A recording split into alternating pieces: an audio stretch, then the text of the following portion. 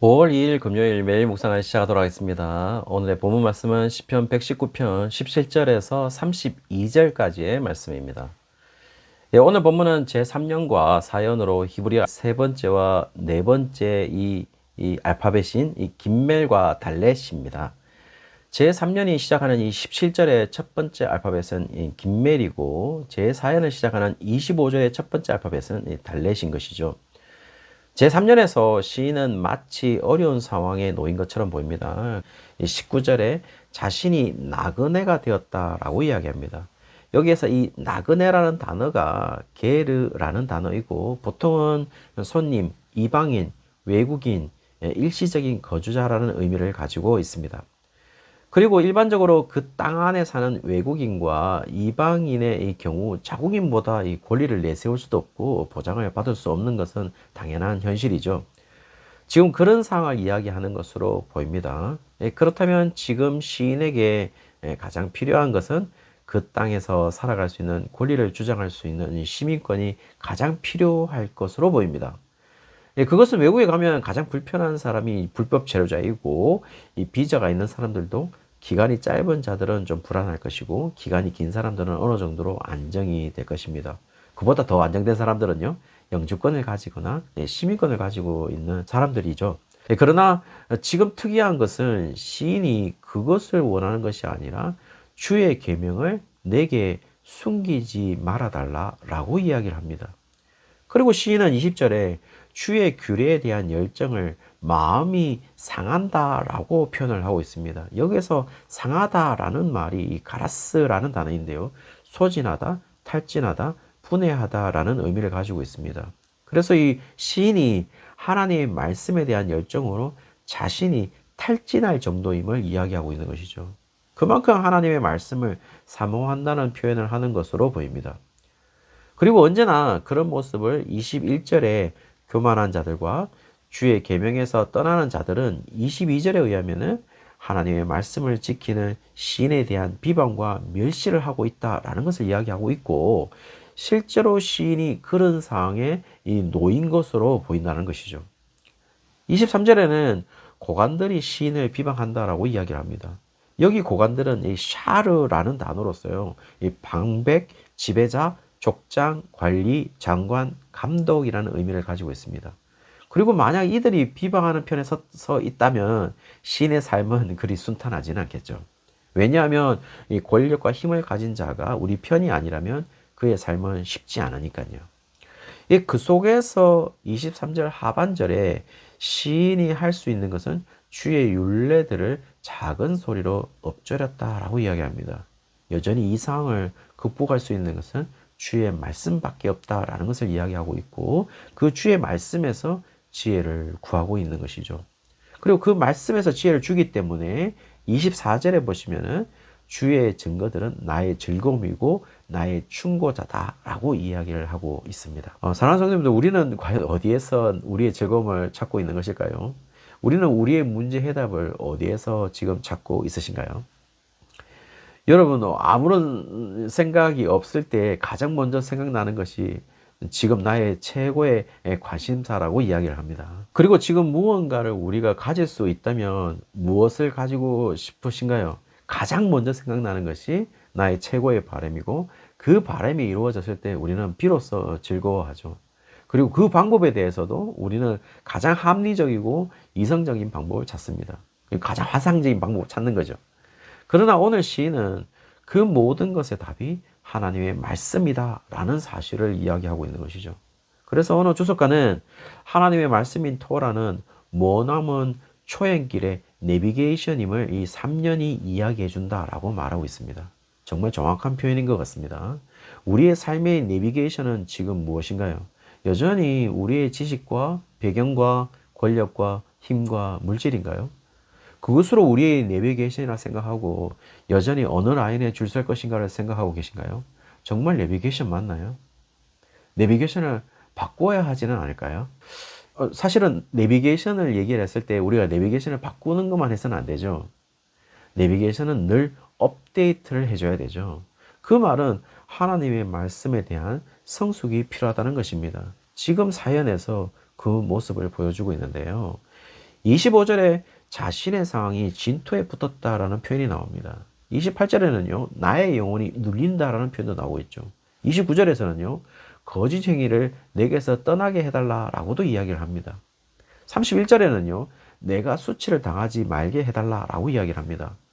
이 모든 상황은 무엇을 말하는 것일까요? 만약 시인이 이런 상황에 놓이지 않았다면 시인은 그런 바람을 여호와께 하지 않았을 것이라고 생각합니다. 그런 상황에서 자신을 구하는 것은 다름 아닌 주의 말씀이라는 사실을 이야기해주고 있죠.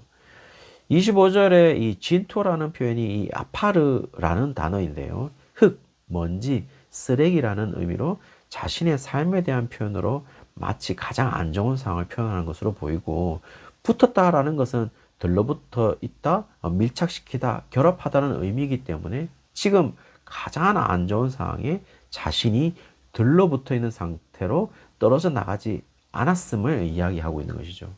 그 상황에서 헤어나올 수 있는 유일한 방법은요, 오늘 하나님의 말씀이다 라는 사실을 이야기해 주고 있습니다. 그리고 중요한 사실은요, 26절에 주의 율례들을 배우기를 원한다라고 이야기를 합니다. 그 말씀은 방금 전에 토라가 우리의 길을 안내해 주는 내비게이션이라면 그 내비게이션에 대해서 자세히 잘 알아야 되고 또 업데이트를 계속 해줘야 하듯, 우리가 하나님의 말씀에 대해서 업데이트가 매일 이루어져야 한다는 사실을 이야기해 주고 있는 것이죠. 그래야만 새로운 길에 대한 정보를 알게 되듯이 하나님의 말씀에 대해서 풍부하면 풍부할수록 우리는 이 쓰레기와 같은, 이 진토와 같은 인생에서 들러붙어 사는 것이 아니라 거기에서 탈출해서 살 수 있음을 오늘 본문이 이야기를 해주고 있습니다.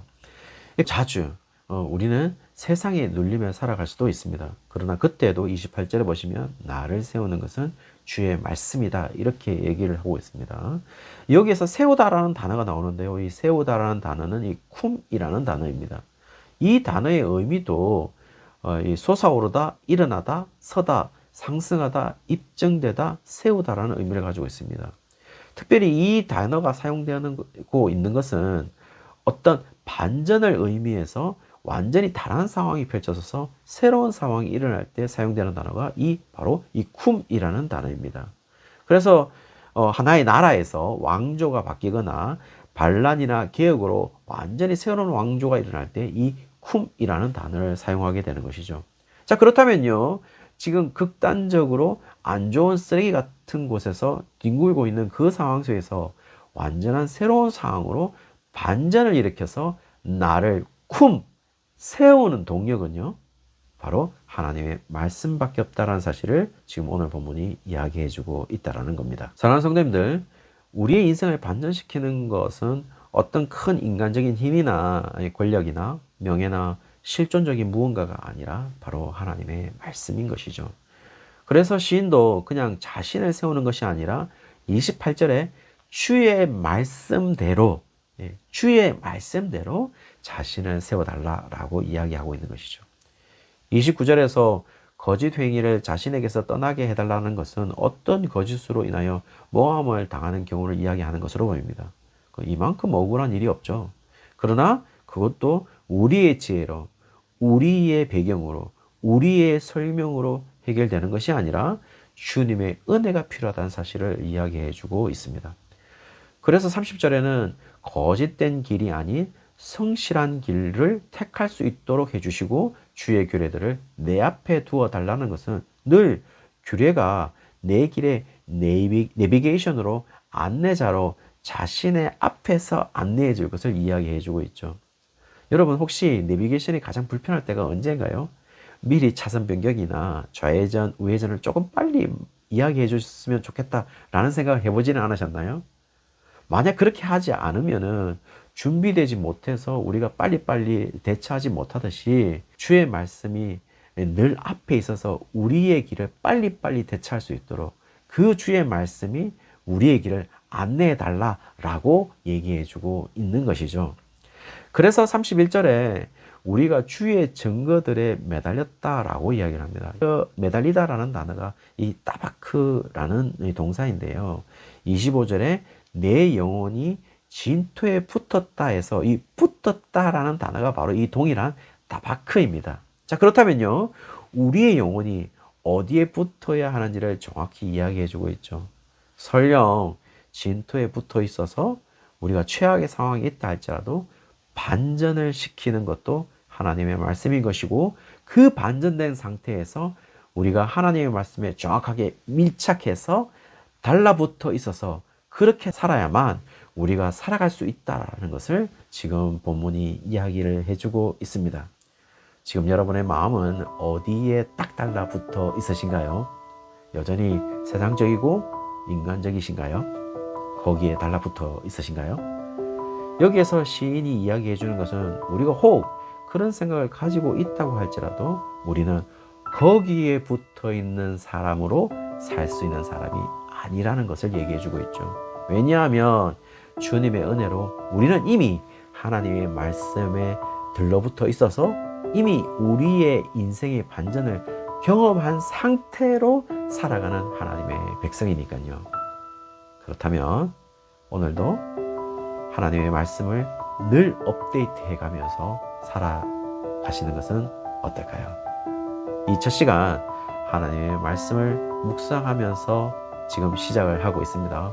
오늘도 그런 하나님의 말씀의 성취를 경험하는 그런 하루가 되시기를 주의 이름으로 축원합니다.